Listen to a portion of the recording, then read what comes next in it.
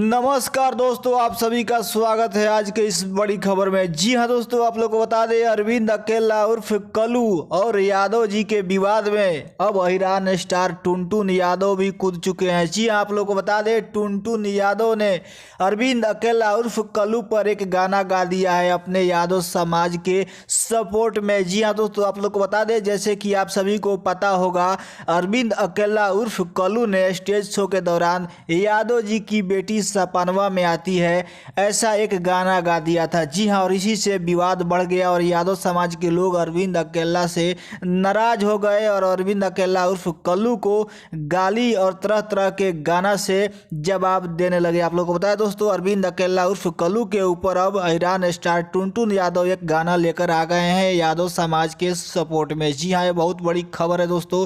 और आप लोग को बता दें अरविंद अकेला कल्लू ने इस विवाद के लिए माफ़ी भी मांगा है और विवाद को शांत करने के लिए कहा है, लेकिन जब से खेसारी लाल यादव ने इस विवाद को बढ़ाया है तब से विवाद बढ़ता ही जा रहा है दोस्तों। तो नमस्कार, आज के इस वीडियो में इतना ही जानकारी लेकर आए थे। वीडियो अच्छा लगे तो दोस्तों लाइक शेयर जरूर कर दीजिएगा। धन्यवाद।